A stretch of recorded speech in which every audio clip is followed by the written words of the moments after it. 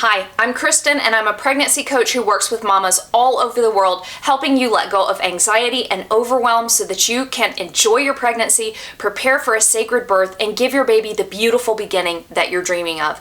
Today, let's talk about the question, is preparing for childbirth even worth it? Is it a waste of time to prepare for birth? Here's the Cliff's Notes version. It is not a waste of time, and let me tell you why.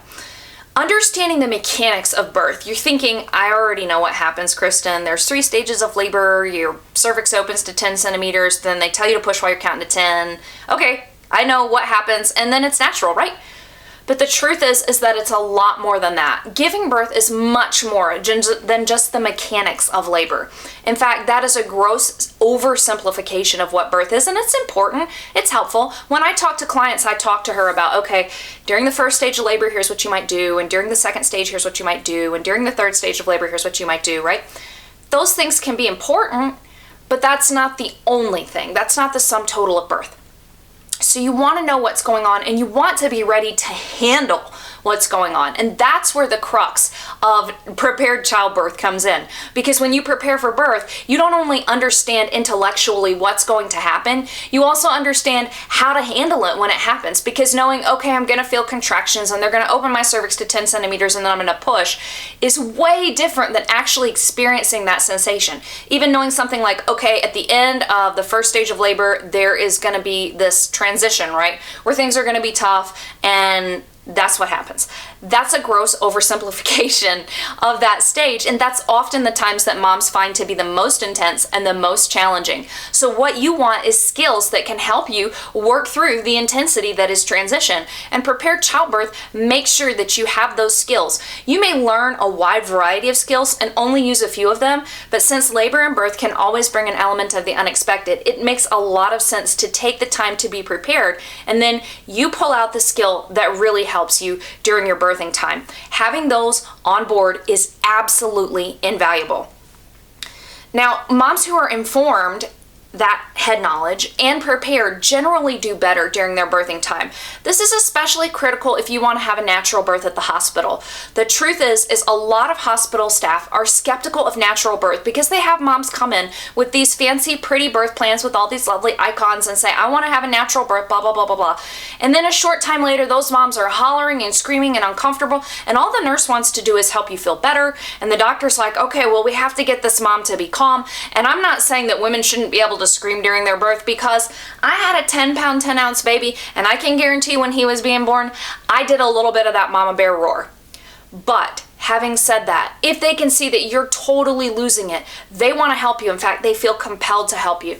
Moms who are prepared and have childbirth skills on board are able to handle the contractions and the intensity of labor and birth and do so more calmly, or at least integrating things. So instead of screaming, you might be moaning. Instead of thrashing, you might be rocking or swaying. It's a different kind of vibe, and your care team can see that.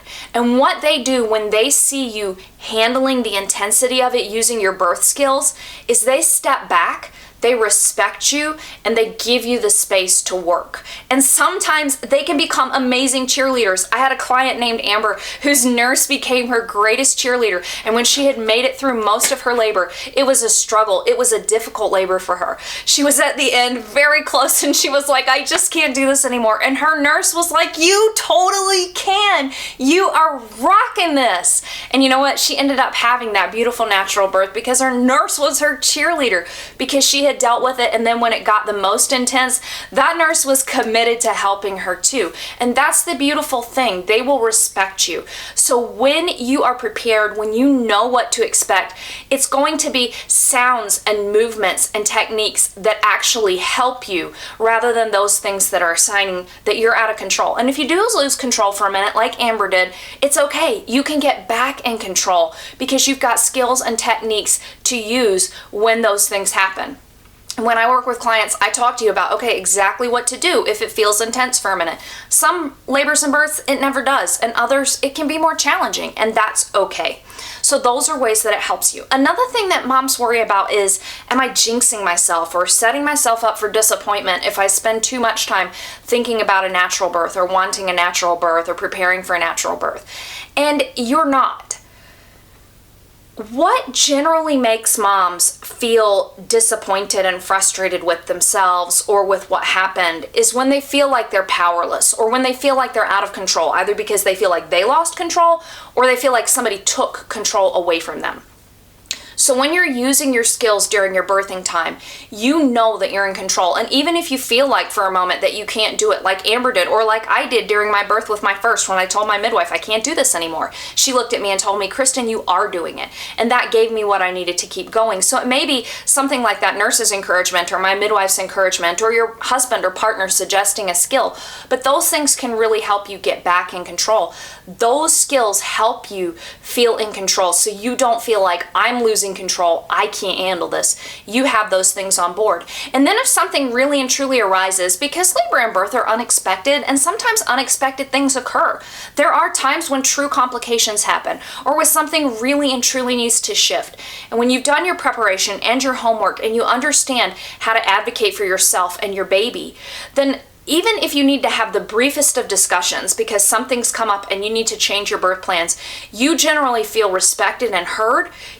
You understand what's going on, and you're able to make your voice known and talk as a peer with your care provider team and make a decision on what's best for you and your baby. So there may be, at the end of the day, some disappointment that your birth didn't go exactly as you wanted it to. But you'll still feel a sense of satisfaction and empowerment because you were respected, because you felt like you had dignity and that you were in control, and that you made a decision collaboratively rather than having control taken from you or you losing control. So prepared childbirth gets you ready for all of these things, and it is definitely worth it.